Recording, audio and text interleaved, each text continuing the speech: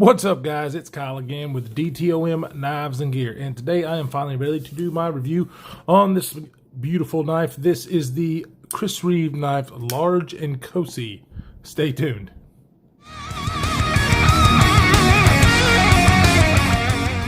All right, welcome back, everybody. All right, today's the day I finally get. There's a lot going on in the life right now, so videos have been coming. I know there's a lot that I need to get to. Been kind of having to deal with some stuff, so trying to get videos out as quick and as much as I can. So I appreciate everybody stopping by to check this out with me. I finally am ready to do the review of this beautiful knife, the Reeve large Inkosi. Now, before we get going into the review, the reason why I bought this knife is because I made it a goal that I wanted the Holly Trinity, which is Reeve knives, Rick Hinderer, and Mick Strider. So I was able to obtain all of those. This one was one that I've already done the review on the Rick Hinderer XM18 3.5 inch, which is on loan right now to my buddy, the Knife Whisperer. If you are not subscribed to the Knife Whisperer, I highly suggest you do that. The dude is awesome. He is so cool. He's hilarious, actually, to watch his videos. Definitely go check him out. I will actually link his channel down in the description. Super cool dude. He's got a few of my knives that I sent him, and I can't wait to see his reviews on them because he is awesome. But so I don't have that to compare today, but I wanted the Holly Trinity, and I ended up going as far as my Chris Reeve purchase with a large Inkosi, and there's a couple of reasons for that. Now they actually have the Sebenza 31, which when I purchased this knife, I mean, it had been out for just a little bit, but they were very few and far between. Like, people were just grabbing those things up. But I wasn't, like, I was trying to really decide if I was going to get the large Inkosi or the Sebenza 21, the large Sebenza 21. I ended up going with this one. And the reason that I did is really some of the, dang, I can't talk today. Oh man, it's been a long day.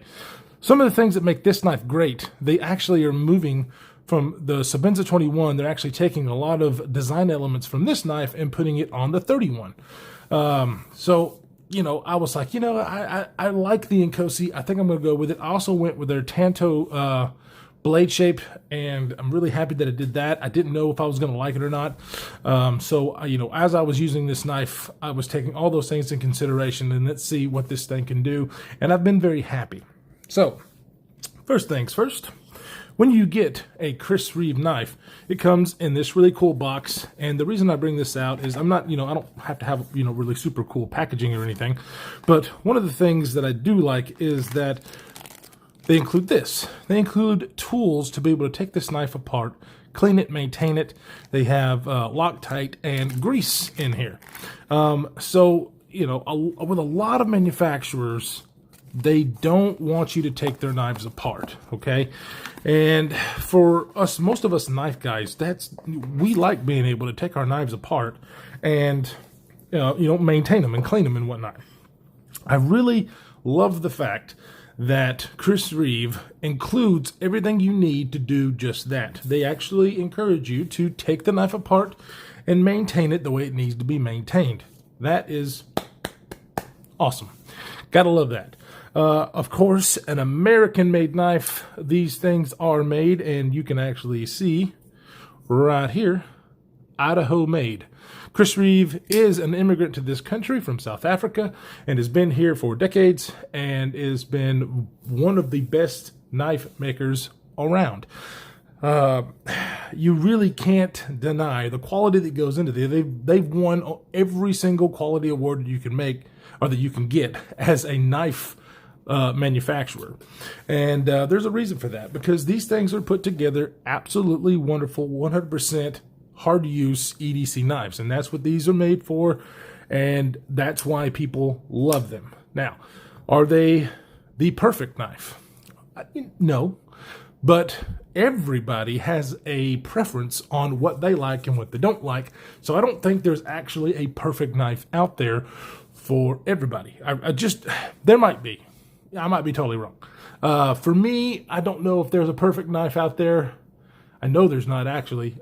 For me, I like a lot of stuff.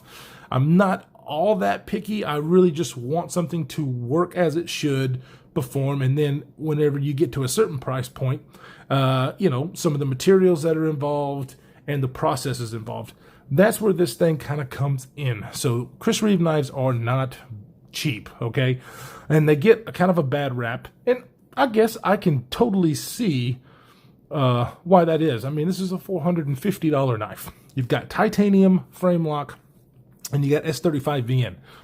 I'm telling you, a lot of people hate paying that price for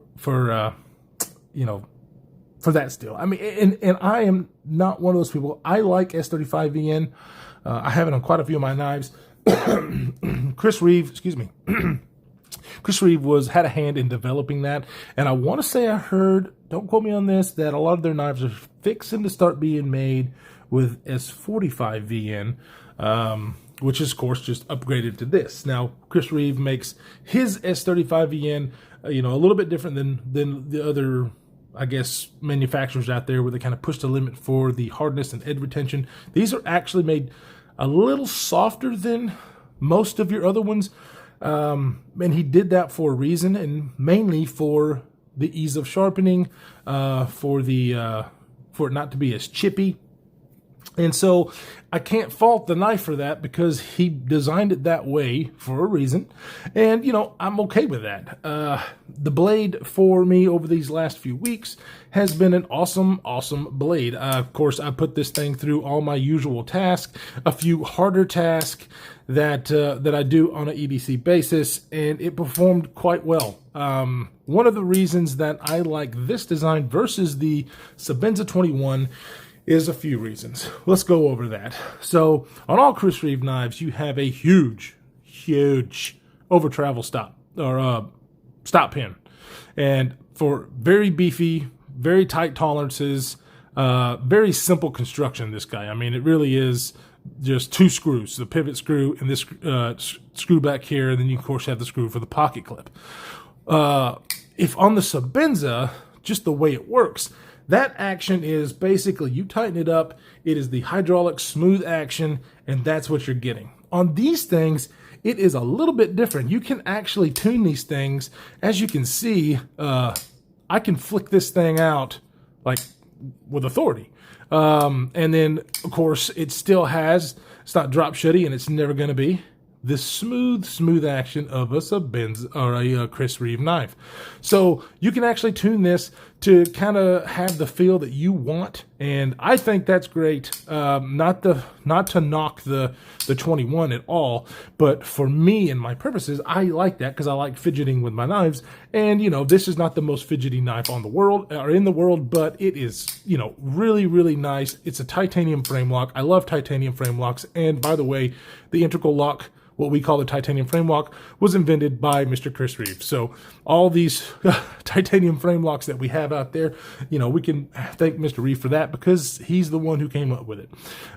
So this one is also very special in that it has the ceramic detent ball and lock face.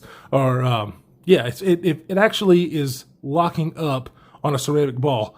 You see this, if I can get it to focus, how that looks like that lockup is, all the way over basically. Well, it's not actually locking on the titanium. It's locking on a ceramic ball, and I am not sure if I'm going to be able to let you see that. It's kind of dark in there, but it's a ceramic ball that is interfering or touching the blade for the lockup. I think that's a cool design. It's actually stood the test of time. This thing has been out for a while, and they're actually using that for the new Sebenza 21, or for Sebenza 31. So it obviously works. I've actually really, really enjoyed it. So I think that's a good thing. Also, the pocket clip on the large Inkosi is angled. See how it's angled? Where it's off the lock bar on the 21s. It is not that way, and it actually rides on the lock bar. And that was kind of a problem for a lot of people. And just that slight little cant, it makes it easier to go in and out of the pocket. It actually makes the pocket clip not so much of a hot spot from what I understand, I have not, I mean, I've handled a Semenza 21 in a store, but I really haven't got my hands on it enough to really be an authority on that. But this one with that pocket clip, I don't really feel it. It is a very, very ergonomic knife. Now I've obviously, if you've been watching my channel, I have an affinity for the Strider knives, Ergonomics, the front finger control, like on the the Strider knives and the Rick Hender XM18. But this one fits my hand great, and I knew the 31 or the small Inkosi would be something that it probably wouldn't fit my hand as well, so that's why I got the large. You have these cutouts here for your fingers to fit through, and you know, for my hand size, it works, and it works well. A lot of people don't like this because, you know, depending on your hand size, that might not work for you. And I get that. And actually, I was kind of nervous when I first purchased this, if that was going to be the case. But it wasn't, luckily. And so I am very stoked about that. Another thing about the Inkosi that I really enjoyed, and I didn't take this knife apart yet, but I encourage you to go watch like Nick Shabazz's disassembly of the large Inkosi. The washer system on these things, first of all, if you can see there, these washers are enormous. They are very, very big. They have these pockets in them that allow the grease that they give you to run the knife on to go into those pockets and stay there and actually make the knife as smooth as it is. The washers are also stationary. They have an actual little loop on them that goes around the stop pin, so it doesn't allow them to move back and forth. I think it's such a great, great design. And like I said, all those things are now being moved to the Semenza 31. So I think the large Inkosi is a really well-designed knife. Some of the things that I don't like about the 21 are now in this large Inkosi and going to be on the 31. So I think that is, for me anyways, that was a big deal on why I purchased this one for my Chris Reeve knife. Now, also on the large Inkosi, and on the Inkosi itself, you get dual thumb studs. I really, really like that because, you know, not all the time am I opening it with my right hand. I might want to open it with my left hand, and if my right hand's got something going on. So on the Semenza, you can get them with dual thumb studs, but it doesn't come like that. But on the large Inkosi, it does. And of course, it is the blue anodized, which, you know, gives a little pop of color. I like that. Of course, you can buy these, and I really would have liked to have gotten one with the micarta inlays. Those are, of course, a little bit more expensive. I don't even really think that might justify the price. You know, these are very simple but high quality. This is a bead blasted titanium. It actually almost feels like a grit blast instead of just a normal blasted finish. So some people don't like the texturing. Matter of fact, I've let a couple of my friends at work open this knife and play with it for a little bit, and they don't, and some of them really don't like it. It doesn't bother me, not at all. As far as the way it feels, it adds a little bit of grip. The ergonomics are, you know, enough or good enough for me not to have any kind of grip on this thing on the as far as the texturing, but it doesn't bother me at all. You can see the chamfering, the milling that is done. It's done so well, and that's why Chris Reeve knives have the outstanding quality awards that they have been given, is because the tolerancing on these knives are just second to none. They really are. I mean, I work in the medical manufacturing industry, and the tolerances on these things are held more than the medical implant plants that we do. So if that tells you anything. One thing that I absolutely do love about Chris Reeve knives, and not all of them I think have this, but most of them do, is the crown spine. It's just another level of attention to detail that I love. The only other knife that I have that has the crown spine like that is the Giant Mouse Ace Sonoma, and I just absolutely adore it. I really, really do. Jimping on this thing is done really well. As you can see there, it's not real aggressive. You've got, you know, kind of a deep, shallow configuration going on there. So it is not overly aggressive, but it is enough to get your thumb in place and be comfortable and not feel like you're going to move. So very, very nice. They did that very well. It goes in and out of pocket like a dream, especially with this cant.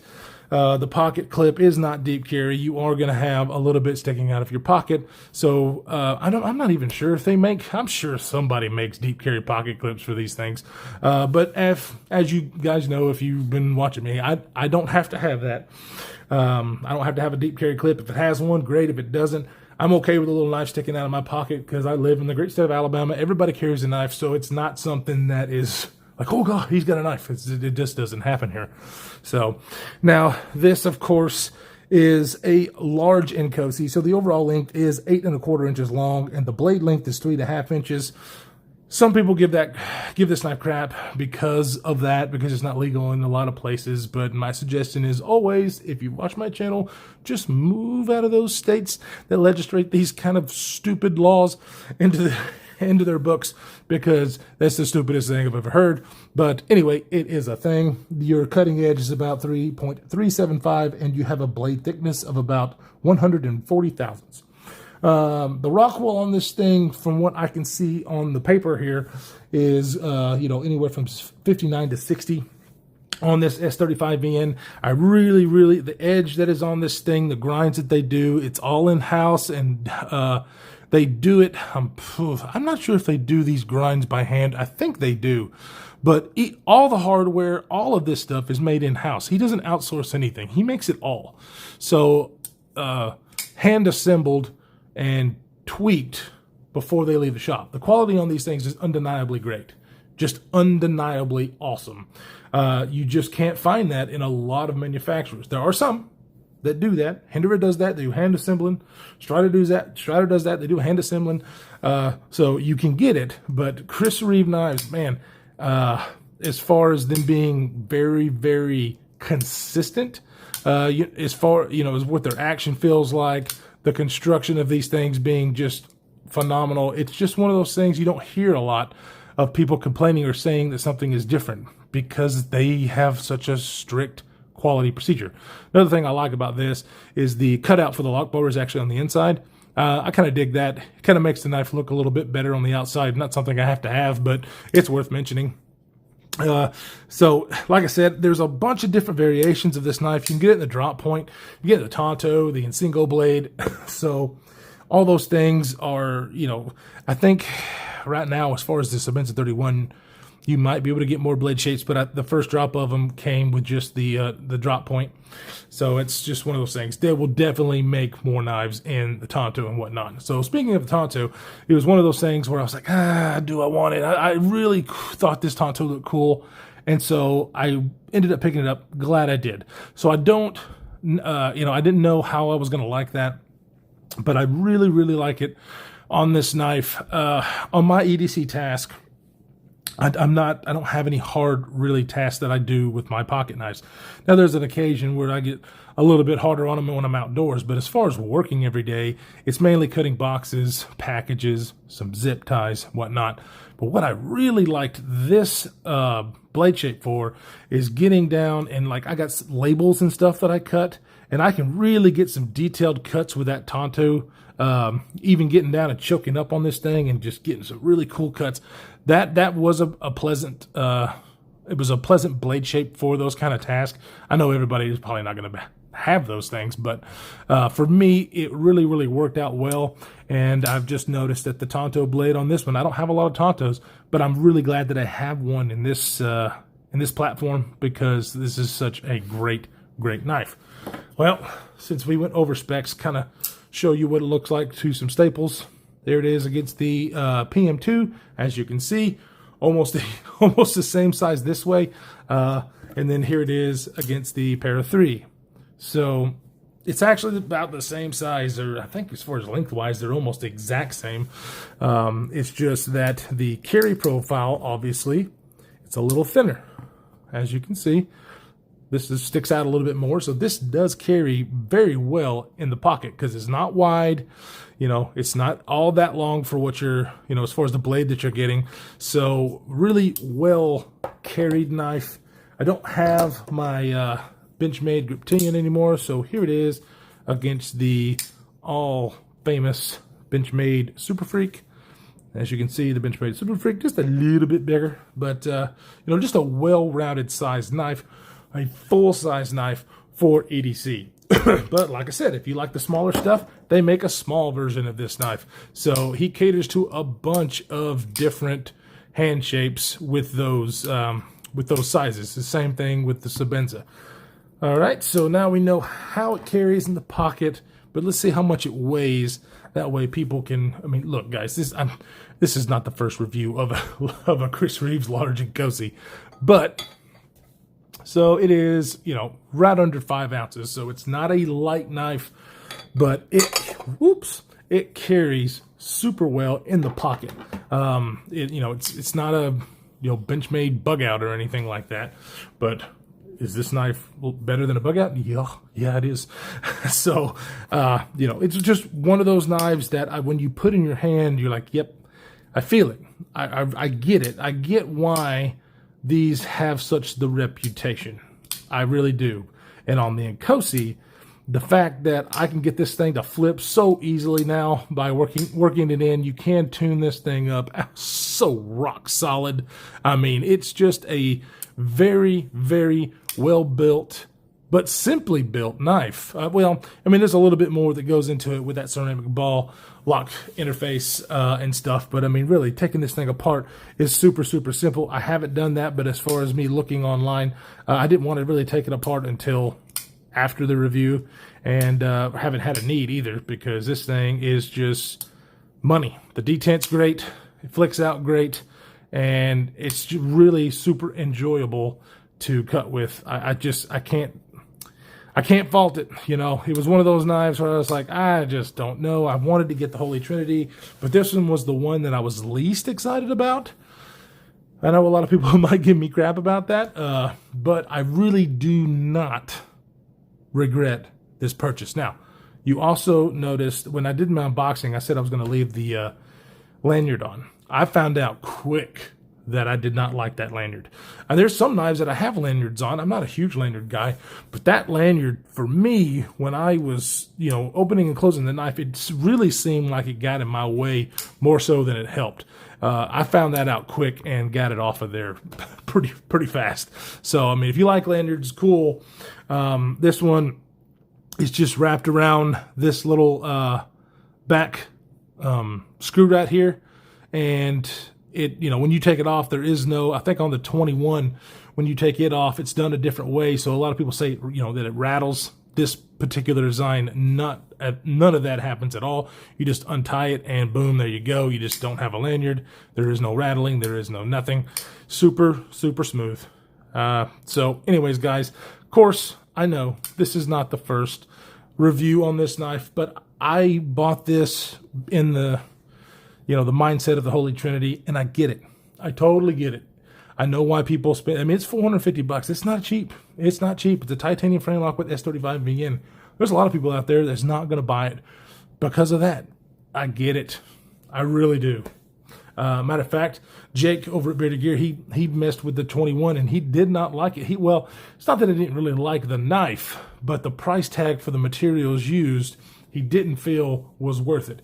And I kind of agree with him. However, until you pick one up and really use it, you can absolutely tell the precision that goes into one of these knives, and I respect it. I really, really do. Being a guy that has experienced a bunch of knives, of course, not as much as a lot of people on YouTube, but having to experience a bunch of knives, it's just something, you can feel it. You absolutely know that this knife is a workhorse and is going to be with you for a long time. And I really believe that it is. One of the reasons why I believe that is because of this hollow grind that they have here. So forgetting about the Tanto, this hollow grind that I think he calls it just a large hollow grind, I think is genius. Okay, so basically this large hollow grind, because it's not like other ones where it's so deep. This one is called what they call a large hollow grind, and so the thinness behind the edge, this is meant because this thing's meant for a lifetime, and as you sharpen this blade, it's not going to get thicker as you keep sharpening it. it's genius. It really, really is. I mean, I know there's other companies that make this kind of hollow grind, but with Chris Reeve knives, he was basically the first one. I can't say that. The first one that I know of that started this. There might have been other companies out there that's doing it, but I think it is absolutely genius. The thinness behind the edge of this one is, you know what? Now I don't even remember, but it's not the thinnest thing behind the edge, but it is thin enough where you can do almost any task that you want. I did do some fruit cutting with this. It did work fine. I mean, it's not as slicey as something like my TRM Atom or something like that, but it absolutely is thin enough behind the edge to do every task that you want, and it's beefy and so well built to do any of the hard stuff that you want. I mean, I really have no doubt in my mind that if I was to take this out and just beat on it, that it would continue to be just as smooth and just as reliable. Obviously I haven't done that, and so you can take that for what it's worth. It's just how I feel about the knife. My feelings. Yeah, we all know about feelings. So anyways, that's why I bought it, and I really am glad that I did. I am so stoked to have one of these in my collection. Like I said, you can buy these for get a little bit more expensive. Oh, well, a little bit. I do not think that the inlay versions are worth the extra price that you pay, even though I would love to have one, because I do think they're well made and well done, the inlays on how they look. But the extra money you have to pay to get that, I just don't think it's worth it. Now this one, I do think it's worth it. I know a lot of people disagree with me on that, but that's fine. It's one of those knives where once I got it in hand, I was like, yes, it is that well made. The hype was real. So, anyways, guys, I really appreciate you stopping by, checking this thing out with me. I've been kind of lacking on some of my videos because I've got a lot of stuff going on. Like I said, I really appreciate everybody who has shown me support in this time. Mainly Big Bore Knife and Gear, Jake from Bearded Gear. Those guys have just been so stellar. Oh, one thing before we go. Because of this, see if you can see it. The snail trail. A lot of people don't like the finish because you see those snail trails, and then you see that on the pocket clip. When I've carried these, that kind of stuff does happen. So keep in mind that this finish is going to show that kind of stuff. And if that's something you don't like, then you might not like this. However, they have a spa treatment. You send this knife in, I think it's like $25. They sharpen it. They make everything look brand new. The warranty on Chris Reeve knives is second to none. So just like some of the other American-made companies, you pay more money, but you get a lot for it as far as the warranty, which is great. I've heard nothing but great things about Chris Reeve's warranty. So I don't think I've heard any bad stories. So anyways, guys, thank you so much for stopping by. Stay safe in this crazy world that we're living in, and we will see you in the next one.